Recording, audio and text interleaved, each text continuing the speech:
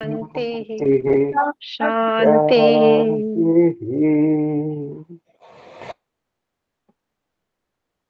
ओम। वैशेषिक दर्शन के नवम अध्याय के द्वितीय आणिक को हम पढ़ रहे थे और कल की कक्षा में इंटरनेट की समस्या होने के कारण से मुझे पता नहीं चल पाया कि इंटरनेट कब बंद हो गया। तो कहाँ से आरंभ होना है उसके विषय में भाई हिमांशु जी भी बताएंगे। इससे पहले हम में से कोई इससे पीछे की शंका हो वो पूछ सकते हैं। जी बहन दिया जी बोले। जी ओम नमस्ते गुरुजी। सप्तम अध्याय द्वितीय आहनिक से प्रश्न है गुरुजी। हाँ जी बोले। पहला जो सूत्र है गुरुजी उसका अर्थ स्पष्ट है। यहाँ पर जो बात कह रहे हैं कि जो एक तत्वम यानी जो भी कोई भी द्रव्य है उसका जो रूप रंग रूप रस आदि वो गुण है उनसे इसको भिन्न कह रहे हैं। ये एकत्व को ये अलग इसको समझा रहे हैं। तो गुरुजी ऐसा इसको समझना है ये एकत्व यानी कि इसको सत्ता भी समझ सकते हैं क्या गुरुजी?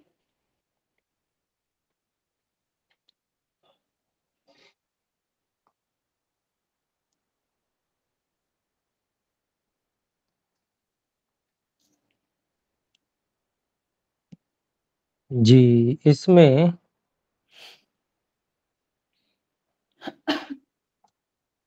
ये संख्या गुण है एकत्वम ना संख्या और गुण है सत्ता से भिन्न है, सत्ता से अलग है। अलग है गुरुजी। सत्ता सत्ता भी एक ही है लेकिन सत्ता अलग है। सत्ता तो एक समझ लीजिए कि पदार्थ हो गया। जी गुरुजी।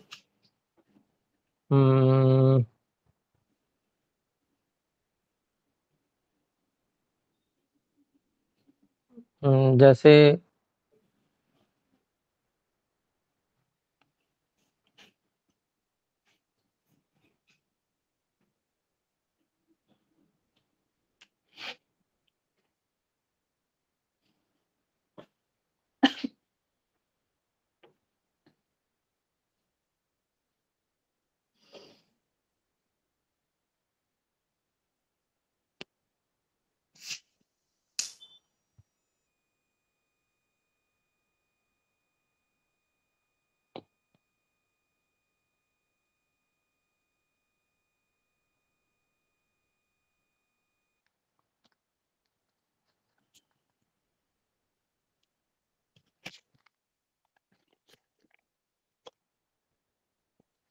एकत्व है, एक पृथकत्व है।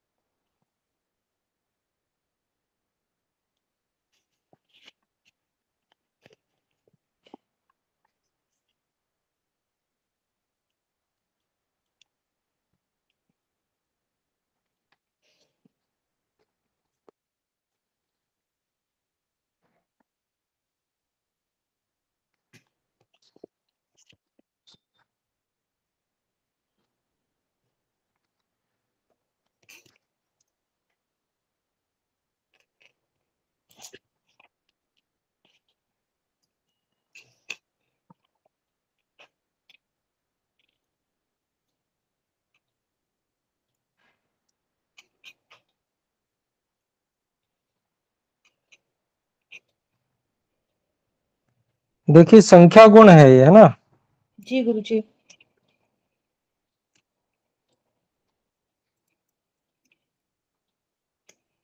और सत्ता भी गुण ही है। जी गुरुजी। सत्ता भी गुण ही है। जी उसको भिन्न ही समझे फिर। हाँ अलग है। जी गुरुजी। संख्या जो गुण है उसमें एकत्व द्वित्व सभी हो सकते हैं। यहाँ पर एकत्व को ही लिया गया है मतलब समझने के लिए। जी गुरुजी। फिर वे आकाश और काल ये यानी कि इनके लिए ही हो सकते हैं फिर ये एकत्व गुण। सभी के तो नहीं होंगे ना। नहीं, सब में है एकत्व गुण। एकत्व गुण तो सभी में है। देखिए, हम्म, सूत्र का अभिप्राय है एक संख्या के रूप रसगंध स्पर्श वाले द्रव्यों से भिन्न द्रव्यों में भी पाए जाने से रूप रसगंध स्पर्श व्यतिरेकाद अर्थांतरम एकत्वम। जी मतलब वो रूप रसगंध स्पर्श वाले शब्द वाले स्पर्श वाले द्रव्यों में भी एकत्व पाया जाता है, एक संख्या पाई जाती है, जी और उससे भिन्न जो है आकाश आदि उनमें भी पाया जाता है एक संख्या गुण। जी गुरु जी। व्यवहार भी होता है, जी काल में भी ये व्यवहार होता है। ठीक है। जी जी जी गुरु और जी। रूप हाँ रसगंध रूप और आदि जो घट है एक है, पट एक है, इसमें तो आता ही है संख्या जी जी जी का व्यवहार, है ना। जी गुरु जी। जी तो ये संख्या जो है वो एक गुण, संख्या गुण है, गुणों में इसकी गणना भी की गई है। हम्म, जी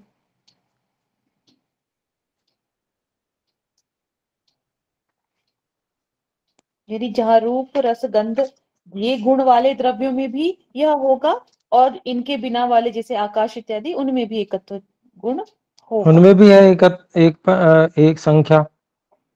हम्म। जी तो हमारे जो गुण थे, गुण वाला सूत्र कहाँ है, क्या क्या गुण थे। गुण एक गुरु जी मिनट देख। हमारे पीछे जो हम्म।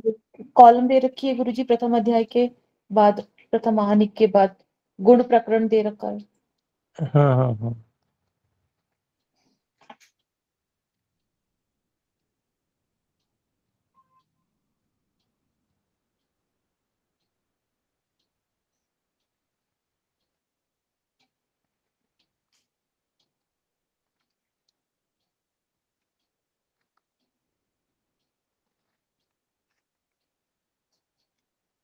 द्रव्य में हो गया पृथ्वी, जल, तेज, वायु, आकाश, काल, दिशा, आत्मा, मन।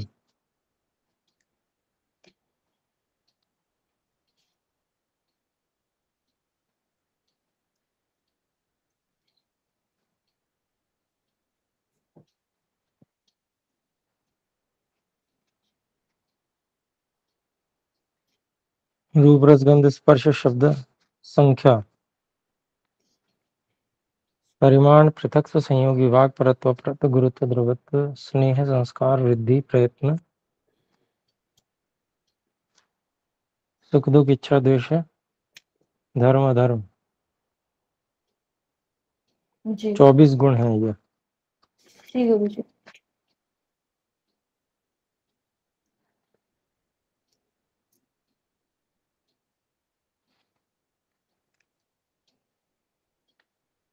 7 नहीं है गुण में, सामान्य है। ये पदार्थ में है ना। जी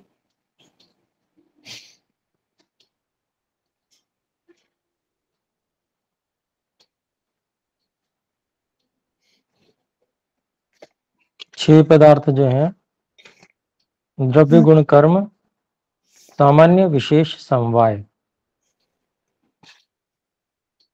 जी गुरु जी। तो सामान्य जो है वो सत्ता है, महासामान्य जो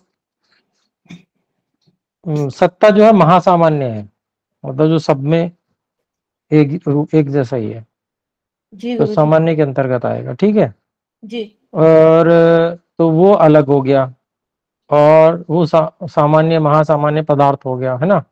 जी और गुण जो है ये संख्या गुण हो गया, जी गुरु जी। ये अंतर हो गया। ठीक है जी। जी गुरु जी, स्पष्ट हो गई बात, भिन्न हो गई ये बात।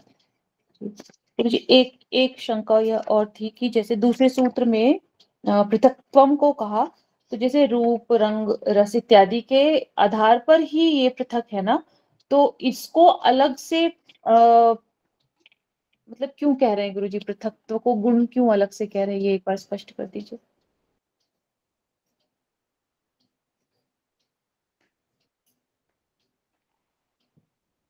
पूर्वोक्त हेतु से ही कहा है, मतलब पहले क्या हेतु दिया है? क्योंकि वो रूप रस गंध स्पर्श से भिन्न है, भिन्न द्रव्यों में भी पाया जाता है। जी गुरु तो जी। जैसे संख्या है रूप रस गंध स्पर्श वाले द्रव्यों से भिन्न द्रव्यों में भी पाया जाती है। जी। यही यहाँ पर लगा के देखें, जो पृथक्त्व है वो रूप रस गंध स्पर्श शब्द वाले द्रव्यों से भिन्न द्रव्यों में भी पाया जाता है, इसलिए रूप आदि गुणों से ये भिन्न गुण है। जी गुरु जी।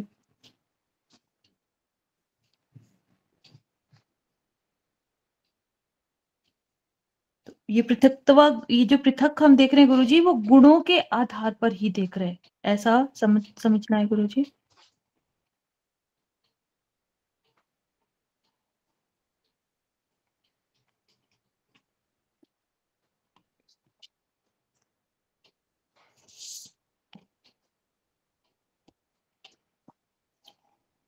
देखिए,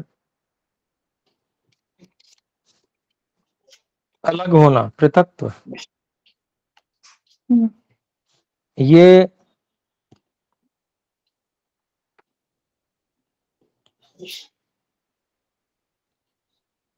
रूप रस गंध स्पर्श शब्द वाले जो द्रव्य हैं, उनसे भिन्न द्रव्य कौन से हुए? काल और आकाश, जी गुरु आत्मा। जी।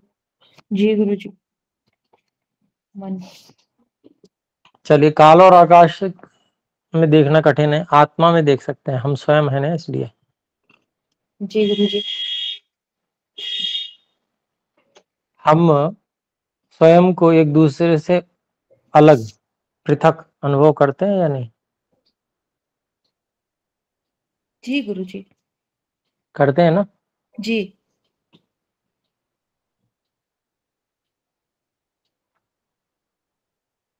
और हम रूप रस गंध स्पर्श वाले द्रव्य भी नहीं है।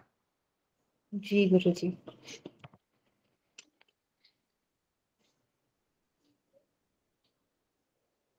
स्पष्ट हो गई बात गुरु जी। अब गुण जो है, हम्म। रूप रस गंध स्पर्श गुण है, जी।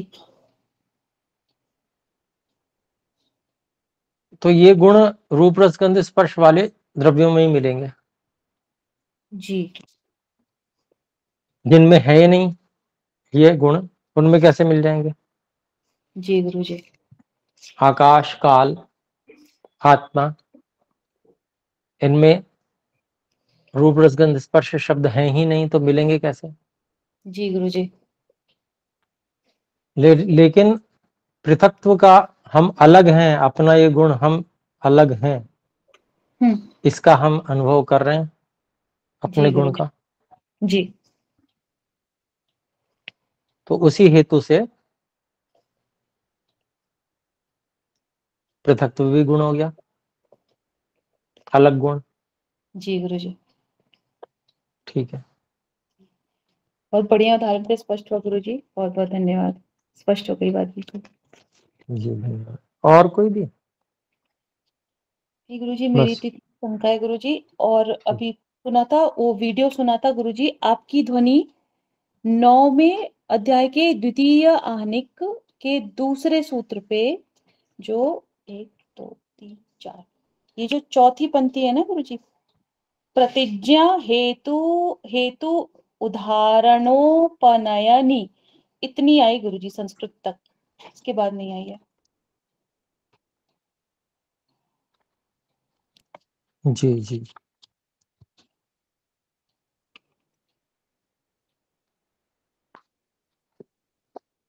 दूसरे सूत्र। जी गुरु जी। दूसरे सूत्र की जो पहला पॉइंट है, उसका अंतिम पंक्ति है ना, प्रतिज्ञा हेतु उदाहरणों पनयनी निगम। जी धन्यवाद ठीक है, गुरु। तो दूसरे सूत्र को फिर से देख लेते हैं एक बार।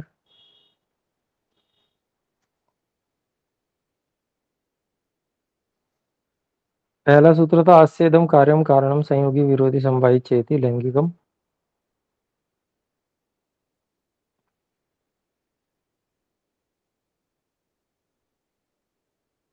ये इसका कार्य है, ये इसका कारण है, ये इसका संयोगी है, ये इसका विरोधी है, ये इसका समवायी है, इत्यादि।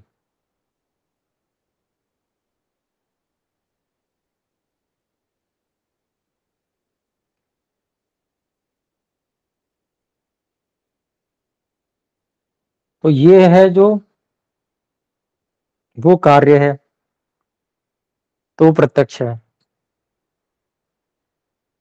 इसका है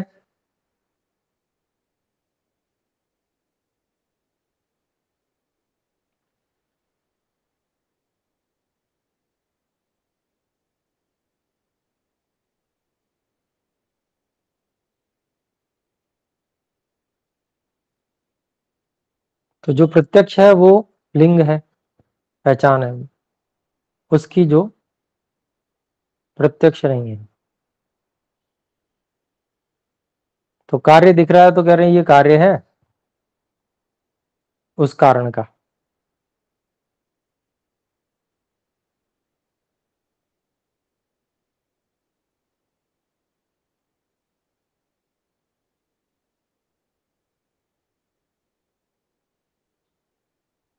तो ये सब अनुमान से ज्ञान हो रहा है।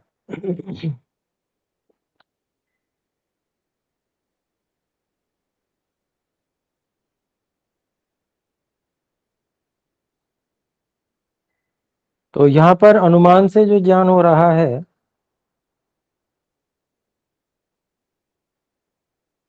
उस अनुमान में कुछ विशेष बात यहाँ पर बताई गई है।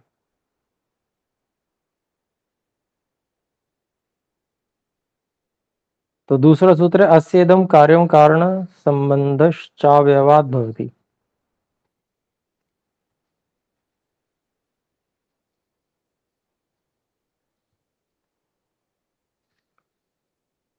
अर्थात इसका यह कारण है, कार्य है, ऐसा जो संबंध है उस संबंध का ज्ञान अवयव से होता है। तो अवयव 3 प्रकार के हैं, वो भाष्य में हम देख सकते हैं। पहला पंचावयव है, दूसरा एक देश है, किसी वस्तु का एक भाग, और तीसरा उपादानत्व का एक भाग।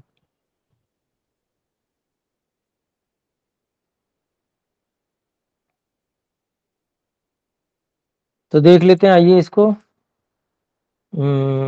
सूत्र के भाष्य में स्वामी श्री ब्रह्म मुनि जी बता रहे हैं, विचित्रा खलु सूत्र कृति ही आचार्यस्य। आचार्य कणाद जी की जो सूत्र रचना है वो विचित्र है।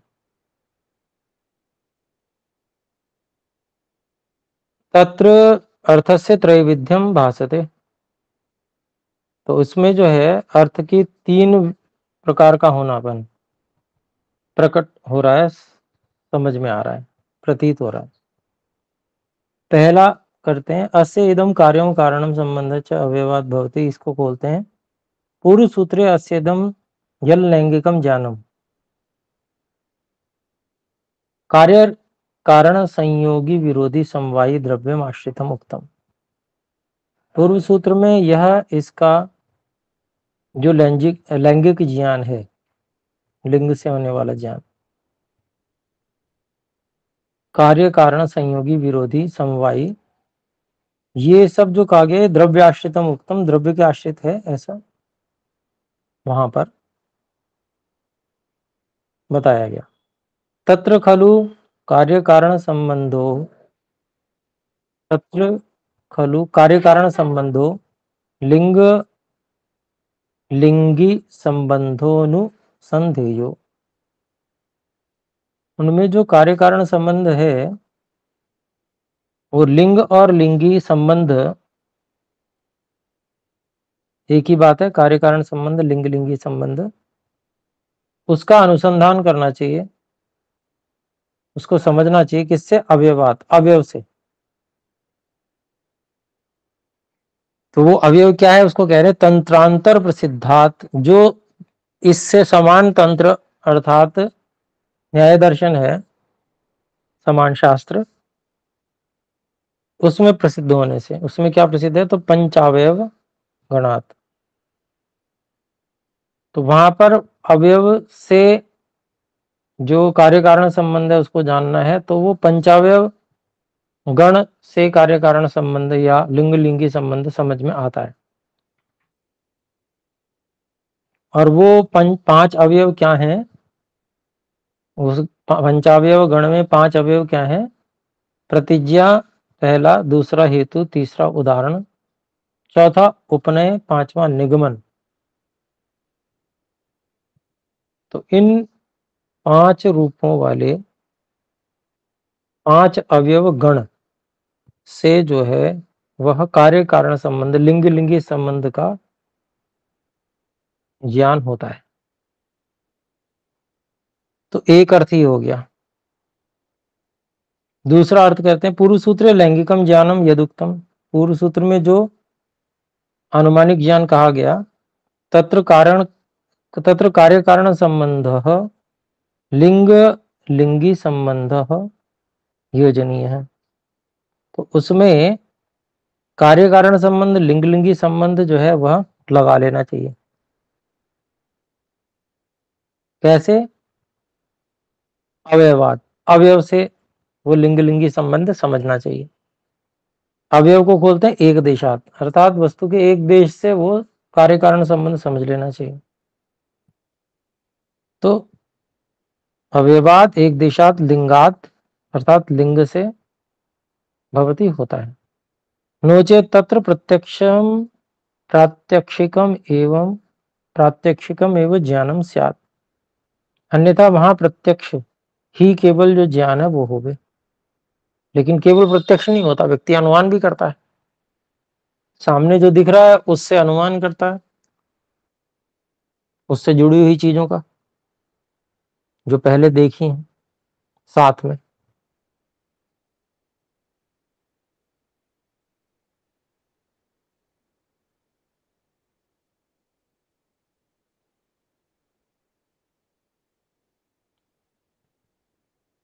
तो पंचावयव किसे कहते हैं? तो इसमें बता दिया, प्रतिज्ञा, हेतु, उदाहरण, उपनय, निगमन। तो इसका मैं उदाहरण छोटा सा दे देता हूं। पर्वत के पीछे आग है, ये प्रतिज्ञा। आग दिख नहीं रही है लेकिन पर्वत के पीछे है, एक व्यक्ति कह रहा है, ये प्रतिज्ञा हो गई। फिर हेतु है, तो हेतु बताएंगे कि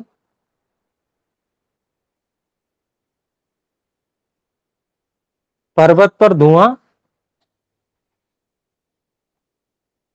होने से, वहां धुआं है। अभी इसमें व्याप्ति बनाकर देख लेते हैं हम, है ना। तो व्याप्ति बनाकर देखने से हमें हेतु ठीक है अथवा नहीं है वो समझ में आ जाता है। जैसे वो देख लेते हैं, पर्वत के पीछे आग है, हेतु है पर्वत पर पर्वत के पीछे धुआं दिखने से या धुआं होने से। तो जहां जहां धुआं होता है वहां वहां अग्नि भी होती है। ये व्याप्ति बन गई, मतलब बिना अग्नि के धुआं नहीं होता। तो बिल्कुल ठीक है, तो इसका मतलब हेतु ठीक है। फिर उदाहरण, जैसे पाकशाला, रसोई घर। रसोई घर में भी धुआं भी होता है और आग भी होती है, आग के साथ धुआं दिखता है। उदाहरण एक हो गया, और भी बहुत से हो सकते हैं लेकिन एक उदाहरण देना आवश्यक है। फिर उपनय हो जाएगा, अर्थात दोनों को पास पास लाना। किसको किसको? उदाहरण को और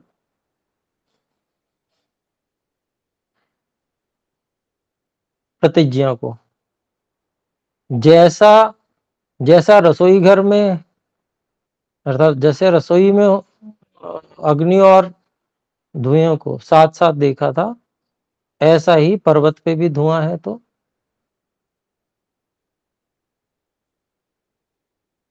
दोनों में समानता दिखा दी, उपनय हो गया। और फिर निगमन, इसलिए आप केवल प्रतिज्ञा को दोहरा देना है, इसलिए लगाकर, इसलिए पर्वत के पीछे आग है, अग्नि है। तो ये जो है हमारा पंचावयव बन गया। ये पंचावयव में 5 अवयव यदि पूरे बन जाते हैं बिल्कुल ठीक ठीक, उसमें गड़बड़ नहीं होती, तो बात सही है, ये समझ में आ जाता है। तो जो अनुमान ज्ञान है वह बिल्कुल ठीक है, इससे पता चल जाता है।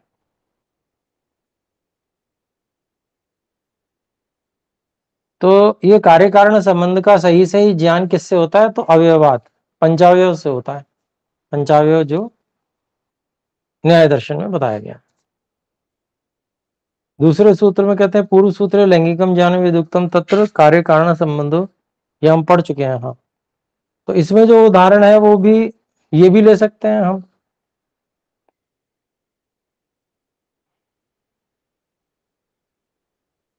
धुआं जो है लिंग है,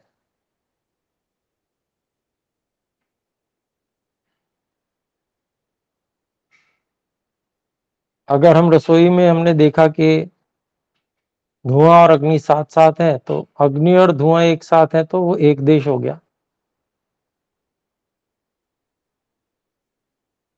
अग्नि धुआं का नहीं, धुआं अग्नि का एक देश हो गया। तो एक देश दिख रहा है तो बाकी भी है, ऐसा समझ में।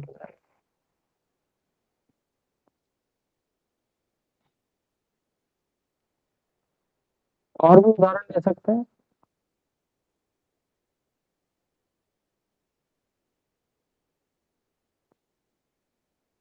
तीसरा कह रहे पूर्व सूत्र तो अस्य इदं कार्य कारणम कारणात् कार्य से अनुमानम।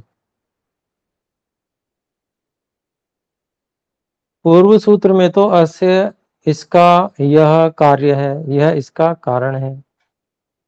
तो यहां पर जो है कारणात्, कारण से कार्य से अनुमानम, कारण से कार्य का अनुमान, तथा कार्यात् कारणस्य अनुमानम उत्तम, कार्य से कारण का अनुमान कहा गया। अत्र सूत्रे अस्येदं कार्यं कारणं वा इति द्वयोः कार्यकारणयोः संबंधो अनुमेयो भवति खलु अवयवात्। तो इस सूत्र में यह इसका कार्य है, यह इसका कारण है, यह इसका कार्य है या ये इसका कारण है, ये दोनों ही कार्य और कारण दोनों के संबंध का अनुमान जो है वो अवयव से होता है, भवति खलु अवयवात्। यथा जैसे अवयवः कार्पासा ओर्णाः कौशेयाः कर्कशाः, जैसे जो अवयव हैं अर्थात जो कपास अर्थात कॉटन, रुई, ओर्णाः कौशेयाः,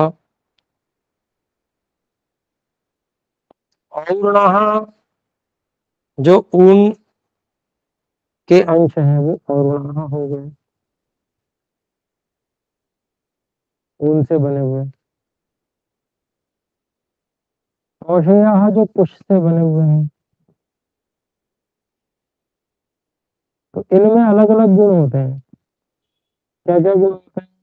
कोई कर्कश होता है, कर्कशा मृदु गुरुवो वा भवंती, या तो वो कर्कश होगा या मृदु होगा या भारी होगा। भाई जो कुश से बना हुआ होगा वो तो कर्कश होगा, चुभेगा। आपने वो देखी होगी, पहले चारपाई होती थी, तो चारपाई में वो बान जो होती थी वो लगती थी, वो उसकी लगती थी दर्भ की, दाब कहते थे, और उसमें चुभन होती थी, चुभती थी थोड़ी। हम बहुत छोटे थे तब उस चारपाई पे बैठते थे, तो वहां पर हमको ऐसा लगता था कि नहीं हम इस पे नहीं बैठेंगे, इससे तो चुभती है। जबकि उसको बहुत पवित्र माना जाता है, परंतु बच्चों को समझ नहीं होती, तो खैर वो कठोर कर्कश होती है, ठीक है। ऐसे जो ऊन है वो भारी होती है थोड़ी, और रुई हल्की होती है, मुलायम होती है रुई। तो इसमें से कोई भी हम समझ सकते हैं, अलग अलग चीजें हैं, अलग अलग जो चीजें बनी हुई हैं उनमें क्या कर्कश है, क्या मृदु है, क्या गुरु है, ये देखेंगे तो पता चल जाएगा कारण कौन, इसमें कारण क्या लगा हुआ है। कर्कश है तो पता चला कुश का है। तो इसलिए कहते हैं पूर्वो भवन्ति, कहते हैं कारणभूताः तंतवस्तथा खलु तेषाम अवयवी वस्त्रम भविष्यति। तो ये जो भी कारण हुए हैं तंतु आदि, तो जैसे ये हैं कर्कश हैं, मृदु हैं, गुरु हैं, जो भी हैं, तो जैसे ये है वैसे ही जो है वस्त्र उससे बने हुए होंगे। उषा का जो आसन होगा वो कर्कश कठोर होगा।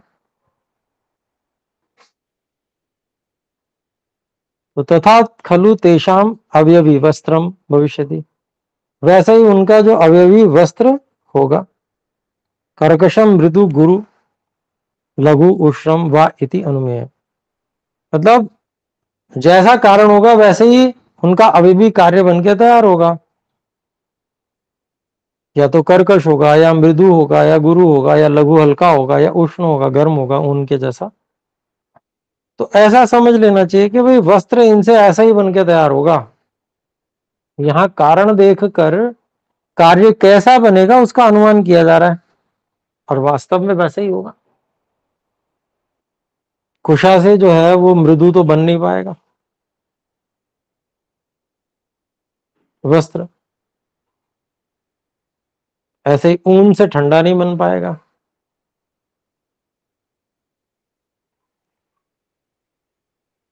तो ये अनुमान कर लिया अवयवों से, अवयवों से ये अनुमान कर लिया कि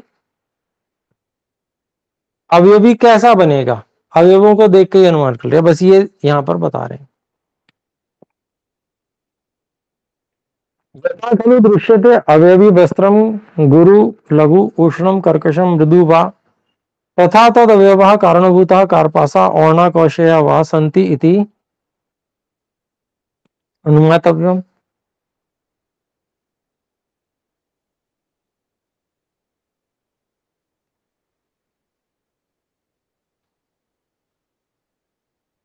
तो कहते हैं जैसे अवयवी वस्त्र दिख रहा है, कैसा है, गुरु है, लघु है, उष्ण है, कर्कश है, मृदु है, कैसा है, जैसा वो दिख रहा है उसके अवयव जो हैं, कारण जो है वो भी वैसे ही होंगे।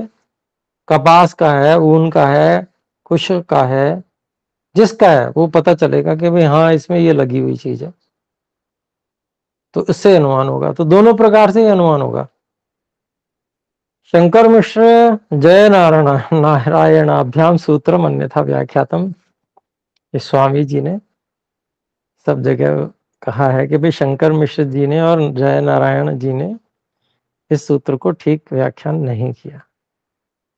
चलिए ठीक है, तो ये जो है तीन प्रकार से उसको समझा स्वामी जी ने और तीन प्रकार से बता दिया। अब आगे देखते हैं शाब्दम ज्ञानम उच्यते। ओम गुरुजी। जी गुरुजी समय हो गया। समय, अरे समय तो बहुत अधिक हो गया, क्षमा करें। आइए एक बार ओम का उच्चारण करके विराम करते हैं। ओम। सभी को सादर नमस्ते। नमस्ते।